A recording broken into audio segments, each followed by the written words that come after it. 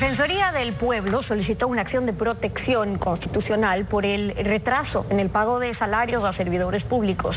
El déficit fiscal y el endeudamiento creciente exigen que el Ecuador mejore su capacidad de pago a acreedores externos e internos y, por tanto, que reduzca gastos innecesarios en rubros como subsidios, como salarios, por cierto, con una fuerte porción clientelar.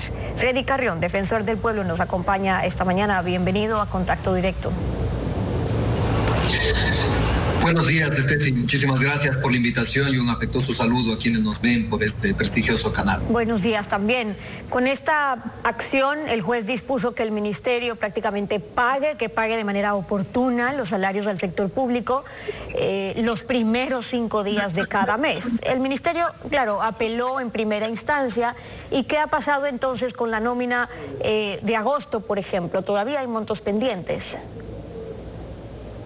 Bueno, el juez hace más de 12 días emitió una resolución en la cual hubieron 2 elementos fundamentales, Steffi. La primera es haber reconocido la declaratoria de vulneración de derechos a la seguridad jurídica, al trabajo, al trato igual y no discriminatorio, porque no existen funcionarios de primera, segunda o tercera categoría. El derecho a la vida digna, que es otro de los derechos fundamentales, porque a igual remuneración, igual salario, y sobre el salario, como usted conoce, a través de él podemos hacer y cumplir con todas las atenciones a nuestras necesidades más inmediatas y de nuestras familias.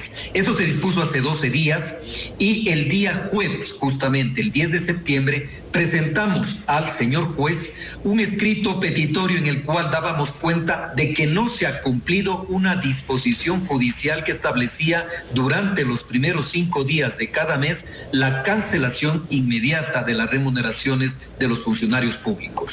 Justamente el día viernes 11 de septiembre, el juez ha dispuesto al Ministerio de Finanzas que en el plazo de 24 horas informe sobre el cumplimiento de su disposición judicial, y estamos a la espera de ese informe y obviamente de la resolución judicial, porque lamentablemente el señor ministro de Finanzas no ha cumplido con una resolución judicial que, valga la pena decirlo, es de obligatorio cumplir. Ok, pero ahí ¿qué pasa? Le entregaron un informe al juez, le argumentaron que, de hecho, algunas organizaciones sociales les habían informado que no se estaba cumpliendo con la disposición. El ministerio contestó, les dijo: julio ya se pagó, pero por las circunstancias, etcétera, etcétera, agosto está pendiente.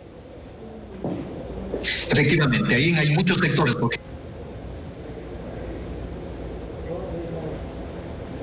Freddy Carrión, el defensor del pueblo, nos decía que hay muchos sectores, y es verdad. ¿Cuáles son los sectores que se están viendo más afectados? Los reclamos han llegado en los últimos días desde maestros, desde sectores de la educación, desde proveedores, algunos otros. Pero ¿qué aplica desde la Defensoría del Pueblo? Freddy, nuevamente con nosotros, disculpe ese problema de conexión, pero ¿cuáles son los sectores sobre todo más afectados? Mire, Steffi, uno de los sectores más afectados sigue siendo el magisterio y el resto de las instituciones también públicas. Para ponerle un ejemplo muy claro, también la Defensoría del Pueblo, entre una de las tantas instituciones que se encuentran sin pago, también refleja esta realidad. Es por ello que le habíamos pedido al señor juez que le notifique al ministro de Finanzas para que en plazo de 24 horas conteste. Se vence el día de ayer, se venció el plazo, hoy tendría que el señor juez disponer más que el inmediato cumplimiento, porque ya se ha verificado un incumplimiento, ya procesos de destitución, porque una resolución judicial no puede quedar sin el debido cumplimiento de ninguna autoridad.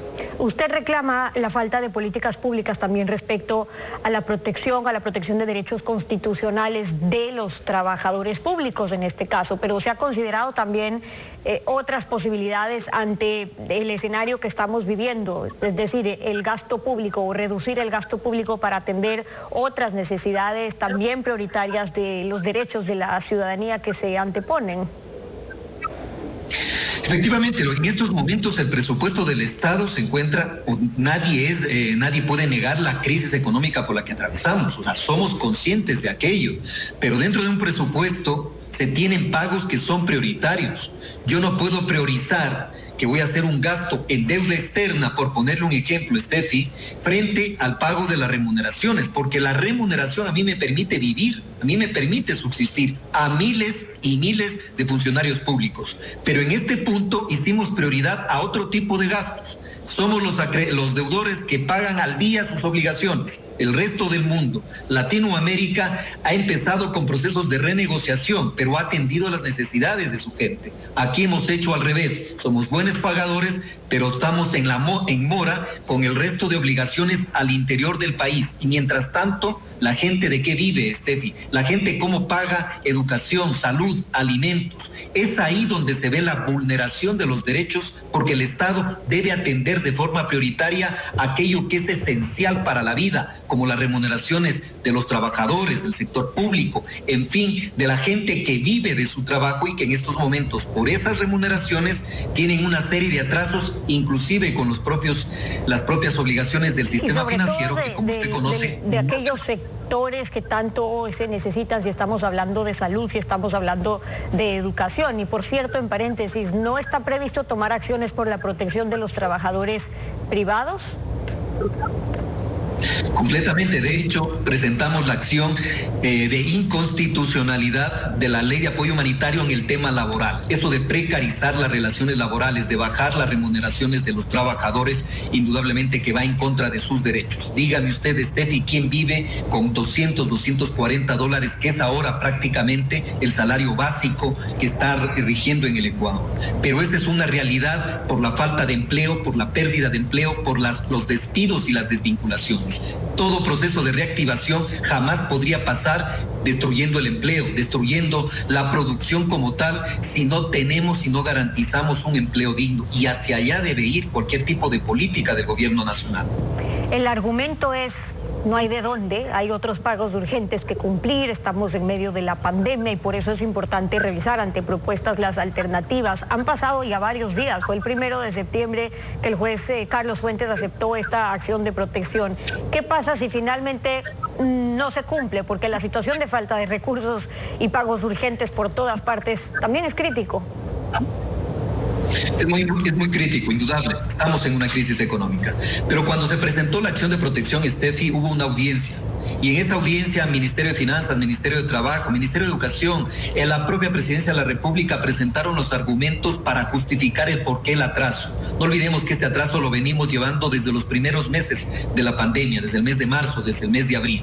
Estamos hablando del mes de septiembre y continúan atrasos de 30 hasta de 60 días para sectores muy sensibles, como los sectores del magisterio, como los sectores de los gobiernos seccionales, en fin, de las instituciones públicas. En este momento ya no cabe cuál es la justificación o el por qué no se ha cancelado. Hay una resolución judicial y en un Estado de Derecho, Steffi, las resoluciones judiciales se las cumplen. Y aquel funcionario que no lo haga se somete a procesos de destitución y también, déjeme decirle, cuando alguien incumple una resolución judicial está cometiendo un delito. La Defensoría del Pueblo en eso seguirá muy de cerca. Si hay la confirmación de parte del juez de que no se ha dado cumplimiento a esta resolución judicial, iniciaremos el proceso para que sea destituido el ministro de Finanzas, independientemente de la acción penal que plantearemos ante la Fiscalía por incumplimiento de una decisión de autoridad legítima. Ahora, eso por un lado, es decir, el drama o el calvario que tienen que vivir miles de servidores públicos, de maestros, profesionales que no reciben sus pagos, que les significa un mes de no poder atender sus necesidades, sin embargo siguen trabajando. Y por otro lado, el juez dispuso que el presidente de la República defina con sus ministros cuáles son esas políticas públicas que están apegadas a la Constitución y a los instrumentos internacionales que sean tendientes a garantizar, a efectivizar los plenos derechos a los servidores públicos también. ¿Han recibido alguna respuesta del presidente? En lo absoluto, Steffi, el gobierno nacional es prácticamente un silencio. Cuando se trata de derechos humanos, mantiene un silencio absoluto, que ni siquiera nos puede llegar a determinar cómo lo va a hacer y de qué forma lo va a hacer. Tomemos en cuenta que previamente la Defensoría del Pueblo inició con pronunciamientos, exhortaba al gobierno nacional a atender estas necesidades. Estamos hablando de más de 5 meses, en donde no hubo ningún tipo de respuesta. Entonces hemos acudido a la justicia como un organismo que permite diferenciar y solucionar cualquier tipo de conflicto. Con una resolución de este tipo, al gobierno ya no le cabe más que cumplir. Eso se lo hace en cualquier Estado de Derecho. Lamentablemente estamos ante una política de gobierno en donde el tema de derechos humanos, permítame decírselo, Steffi, tiene una regresividad. lo que incluso es contrario a la Constitución y a los propios instrumentos internacionales que el propio Ecuador ha firmado. Esto no es lógico, coherente. Hacia allá vamos exigiéndole mayor coherencia de parte del gobierno nacional y sobre todo preocuparse por la situación de los derechos humanos de la gente. Ahora, las familias ecuatorianas están pasando una situación sin precedentes. Además, lo hablábamos ayer con la ministra, con la educación a distancia que está pasando y la educación que está pasando con los maestros, los docentes.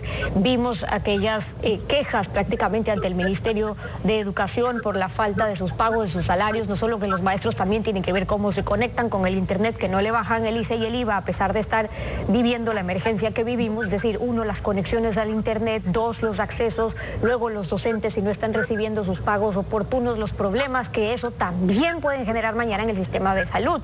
Pero sobre eso, la ministra de Educación, Montserrat Kramer, nos dijo lo siguiente. Estamos muy conscientes de que la educación es prioritaria y así se lo ha tratado. De todas maneras, con el dolorosa impuntualidad, porque obviamente sabemos lo que es, los problemas que eso ocasiona, se ha cumplido todos los meses con todo el Magisterio Nacional y debo decir que es uno de los trabajos más estables que tienen en este momento.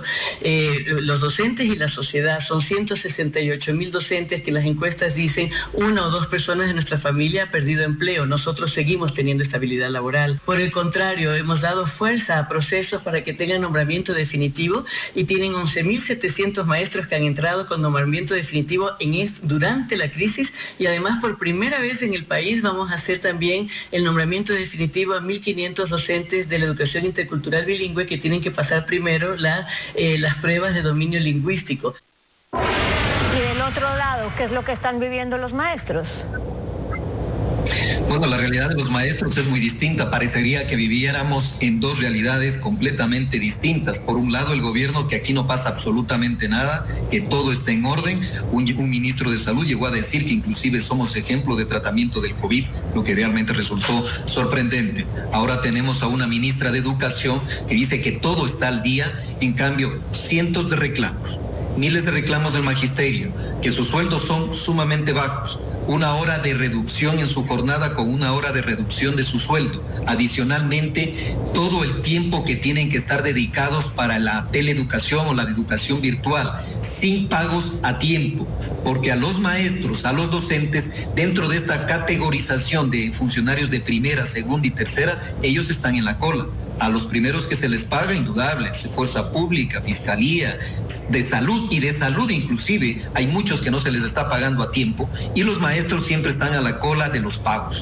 La realidad que muestra el país, las denuncias de cientos y de miles de educadores es muy distinta a lo que manifiesta la señora ministra de Educación. Yo creo que en esto nos hace falta un baño de verdad, de ubicarnos, de ponernos las condiciones y empezar a buscar soluciones que efectivamente atiendan a la educación virtual, que en estos momentos indudablemente es la prioridad para el Ministerio de Educación, pero que no tiene las condiciones necesarias para hacerlo. Pero también nos hace un llamado en cuanto a qué está pasando con aquella masa salarial, cuánto destina el gobierno para cumplir realmente los pagos a los servidores públicos, los que sí son indispensables y los que siguen engordando el tamaño del Estado sin que sean indispensables, sino que cumplen esos puestos clientelares que los pagan todos. En esta crisis calamitosa que vive el país, la Defensoría del Pueblo ha considerado que si se tienen que estar manteniendo, tienen que ser los cargos a los servidores públicos que hoy son indispensables para que el dinero alcance. Entonces hay que reducir los gastos que son innecesarios y son los que afectan a otros sectores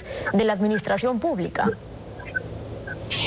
Siempre estaremos de acuerdo. De hecho, la modernización del Estado parte de tener los suficientes funcionarios, obviamente, que permitan el adecuado funcionamiento de cualquier Estado.